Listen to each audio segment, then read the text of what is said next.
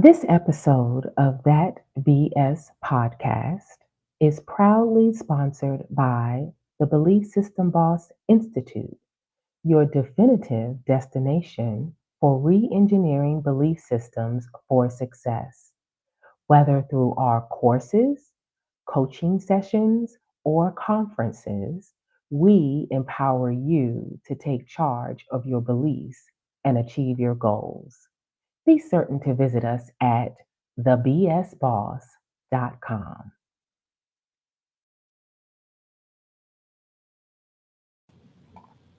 Good morning, good morning, good morning, and welcome to that BS podcast. I'm super excited that you are here and that I am here to serve you.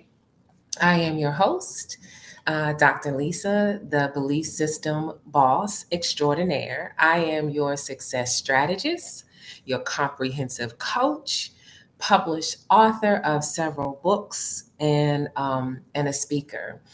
And I specialize in creating safe spaces where we are re engineering our BS, no, not bull shenanigans, but belief systems to transform life's obstacles into opportunities successfully. Thank you so much for joining me.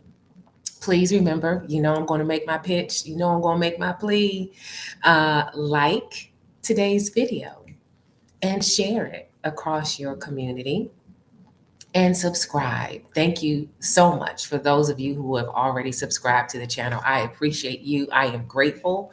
It is my goal to continue to put out content that is impactful and that helps you to transform life's challenges, your BS, to support transforming life's obstacles into opportunities. And subscribe, hit that bell so that you're notified anytime that I go live or upload new content. Thank you so much for that. And again, I appreciate you. So I know you looked at today's topic, fork in the road, and I'm pregnant at 54 years old. Yep, I'm transparent. I'm going to put it out there. I'm going to speak my truth and share my truth. And when I was thinking about what to talk about today, and that came up for me, I'm like, oh my God, how am I going to share this news? In the midst of menopause, in the midst of midlife, in the midst of transitioning and re-engineering my own belief systems around what's next for me, and sharing that I'm pregnant. Well, I am pregnant, but not pregnant physically, like having a natural child. I already have my two children that are way grown, that are 35 and soon to be 31. I am talking about pregnant, figuratively speaking, with the next chapter of my life. And you see me, look, I'm having a full-fledged hot flash right now. Oh my God, today. So I'm using my app to turn down the air conditioning to close to freezing to in the 60s. And y'all saying she's talking about being pregnant at 54 and she's having a hot flash because she is in full-fledged um full-fledged menopause. But anyway, but pregnant with the next chapter. And part of re-engineering my belief system about aging and midlife. See, even my glasses are fogging up. Lord have mercy. Um, excuse me, give me a second. I apologize for the noise and my microphone.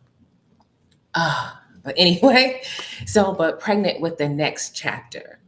The beautiful thing about re-engineering our belief system around midlife for women in particularly, and men too, actually, this is not gender specific, is that oftentimes when we think about midlife, I know when I was in my 20s and 30s, and particularly in likely early 40s, thinking about midlife. Okay, I'm gonna just be honest because that's what I do, right? I'm thinking like that's the end. It's over, right? There's nothing next.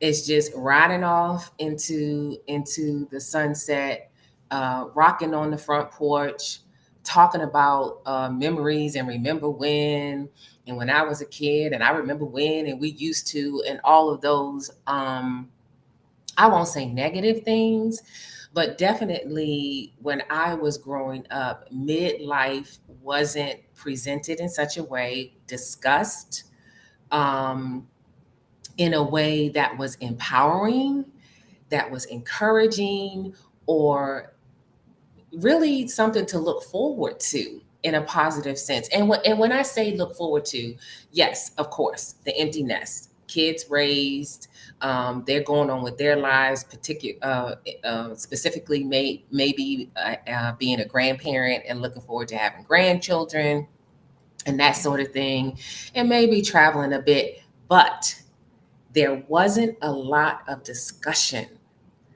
about how midlife could look, what the journey could look like, what it could feel like in such a way that I was looking forward to it. And here I am at it and being pregnant, re-engineering what midlife can look like in a positive way. So I think about life, right? And talking about forks in the road.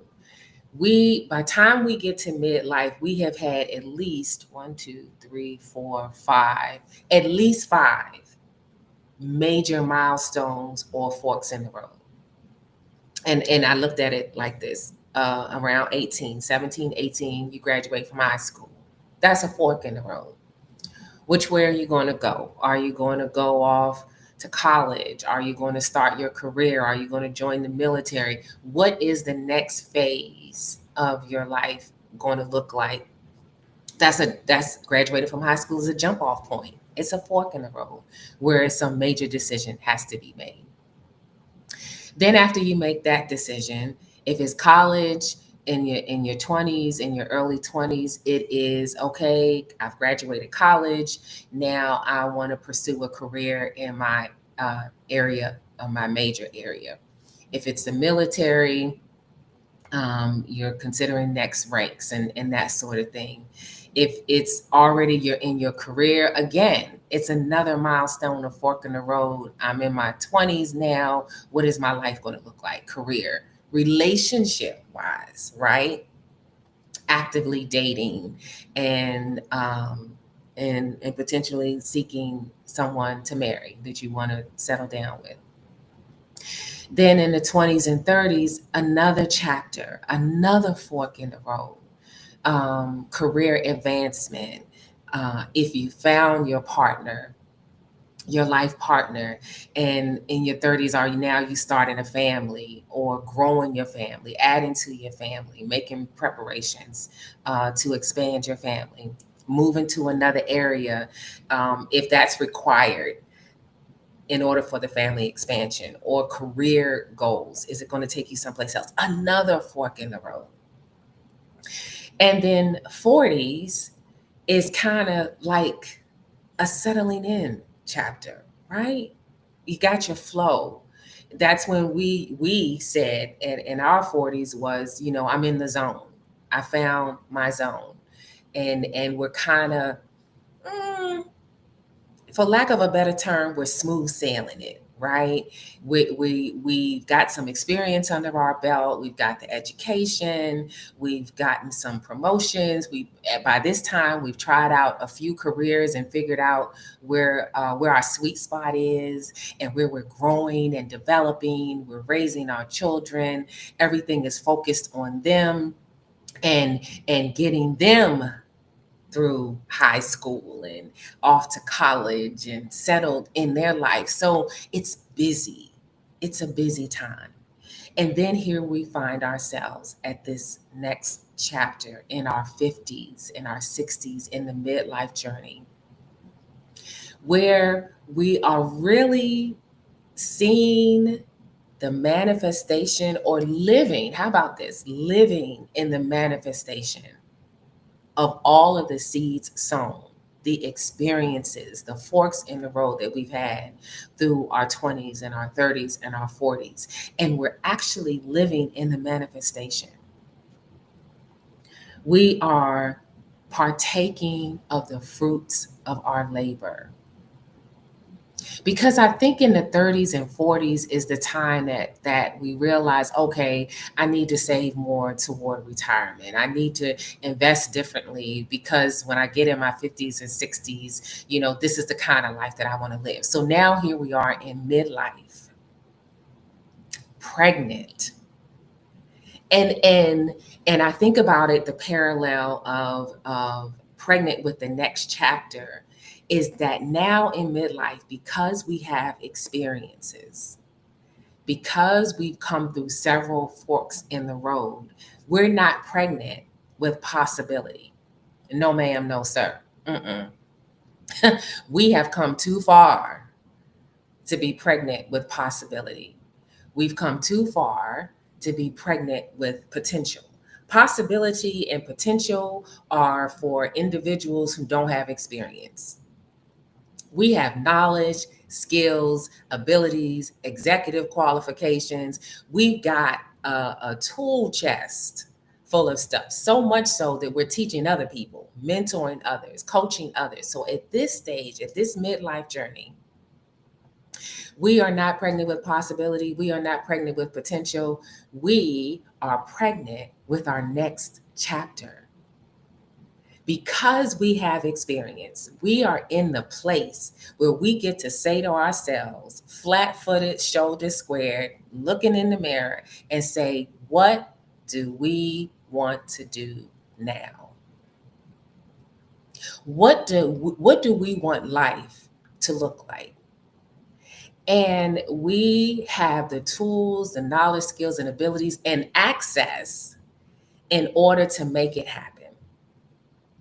Does that look like downsizing? Does that look like increasing our territory? Does that look like different investments? Does it look like traveling? Whatever it is, we are in a space where we can make that decision and choice right now, today, to do it.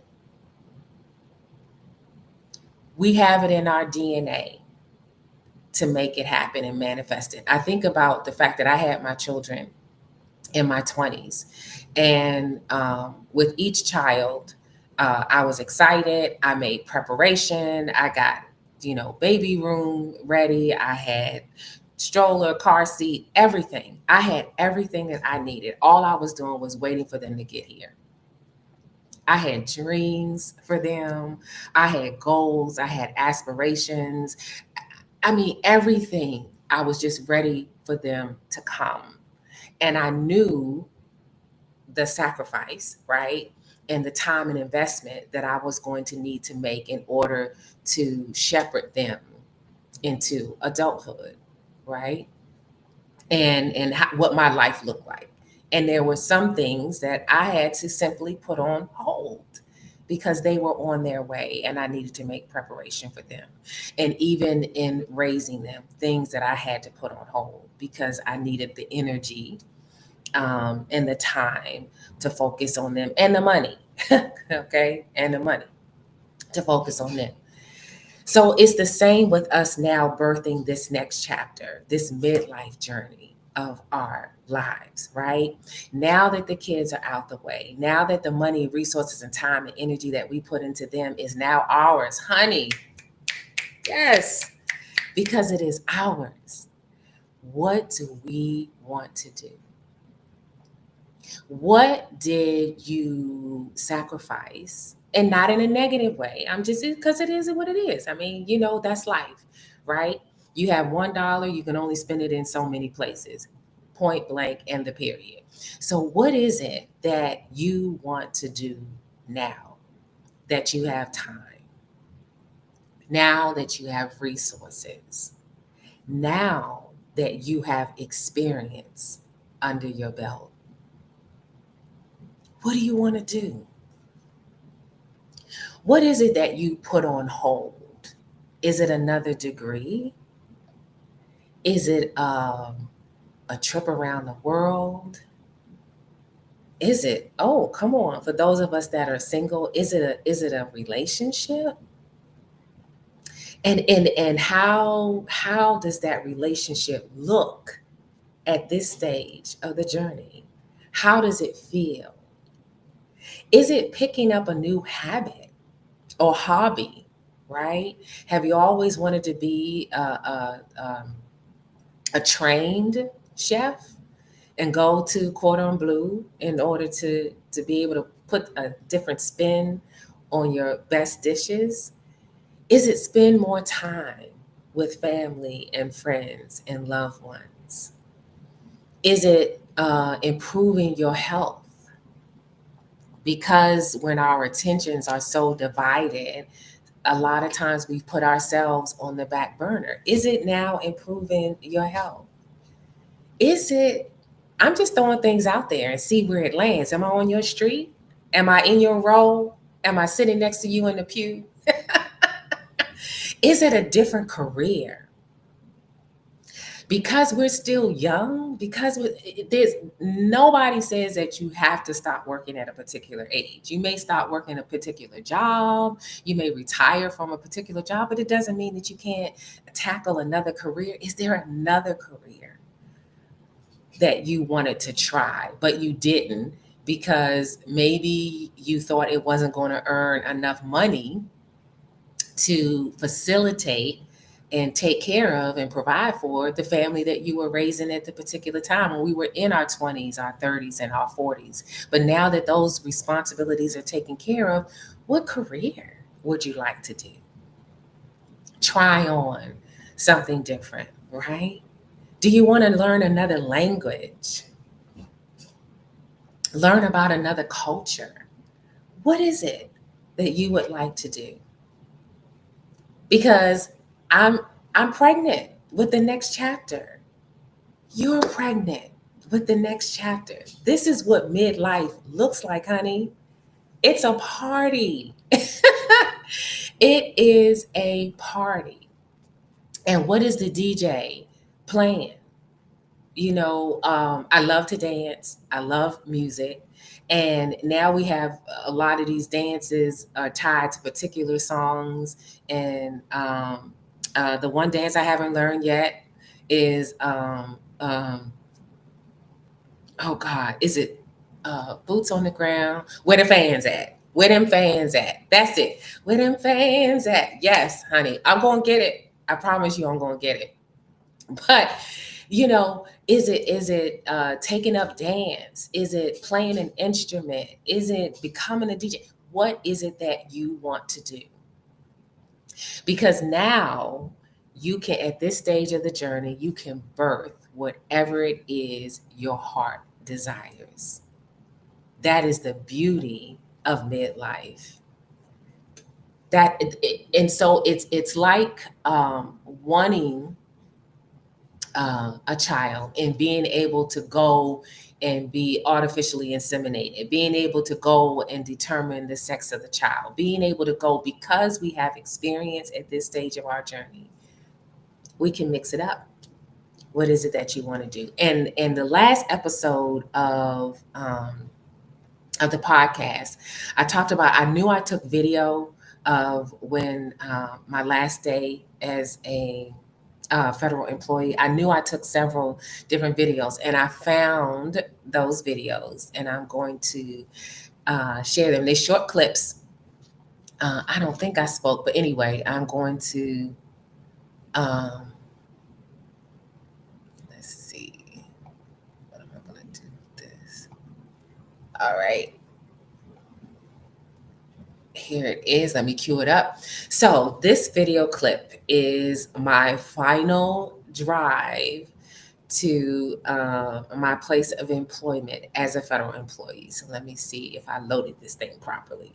So this for me is something that I birthed in midlife. I've blogged and podcast before, But in terms of doing it regularly, trying to do it daily, Monday through Friday at 9 a.m. So anyway, here is the video.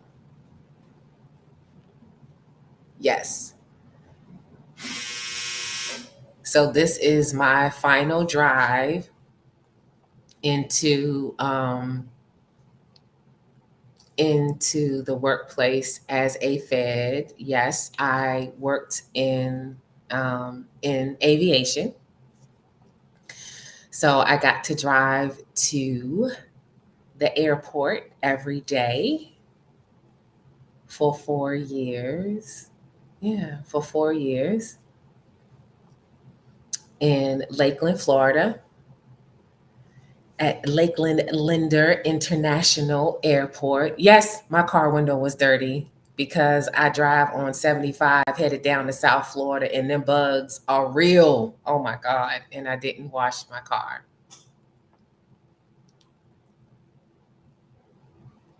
Me pulling into the parking lot. Ooh, it was a very emotional day.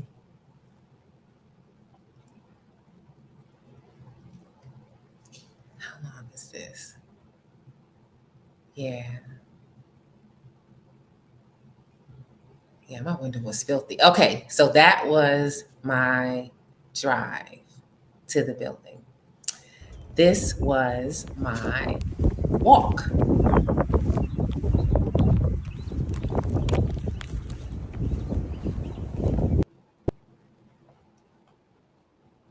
Oh, mind you, I was rocking my Pumas, my purple Pumas.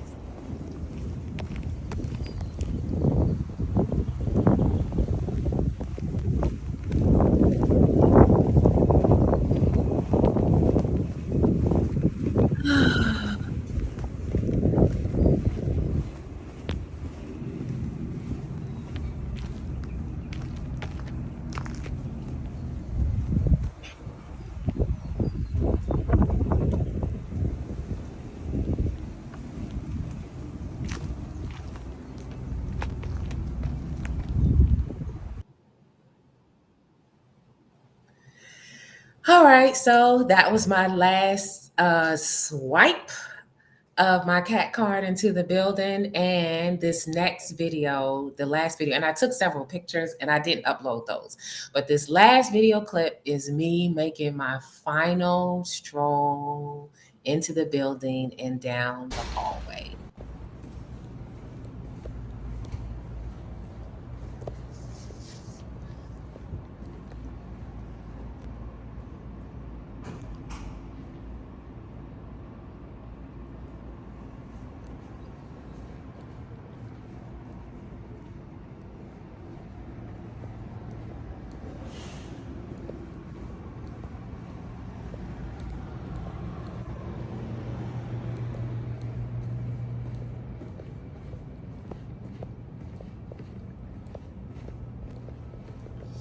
So it's at the Aircraft Operations Center, also known as the Hurricane Hunters.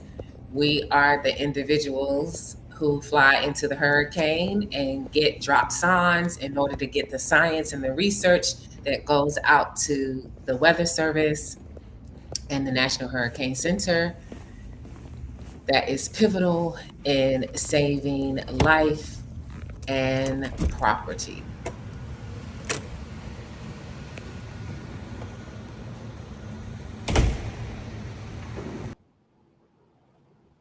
And I got the awesome pleasure to do that every day for 4 years and manage their financial resources successfully to support the mission. But who knew that day that I was actually ending one chapter and birthing a new chapter? Mm. So today, what are you birthing? What are you carrying in yourself? What dream, vision, goal, aspiration that you've been nursing and nurturing It doesn't even have to be for decades, for days, for months, that is on the inside of you. Today, I grant you permission to explore, freely explore what you want to do next. What does your next chapter look like? What does it feel like? Now I'm going to jump into Proverbs and Purpose. You know how I do. Let's jump in. Uh, let's see. Let me pull it up.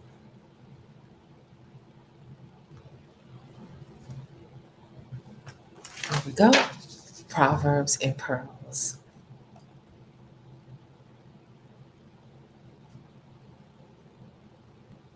Uh-oh.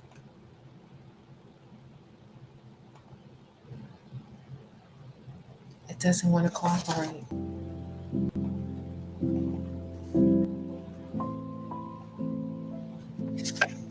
Proverbs 17 and 1. It is better to have nothing but a dry piece of bread to eat in peace than a whole house full of food with everyone arguing.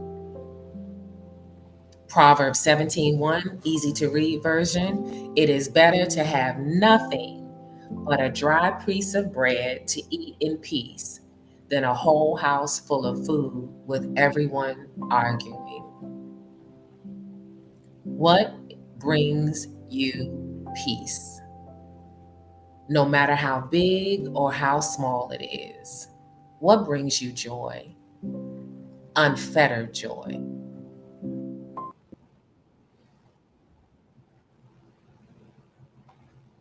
When I read that this morning, I was like, yeah,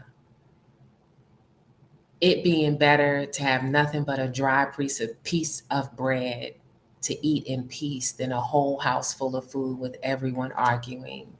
What brings you peace? What brings you joy? What more so? Mm. Just has you exhaling, full of gratefulness and peace. Do that, pursue that, and I look forward to seeing you on the next episode of that BS podcast. Thank you, Marianne. I tell you, my community is amazing. I love y'all, and I look forward to seeing you next episode.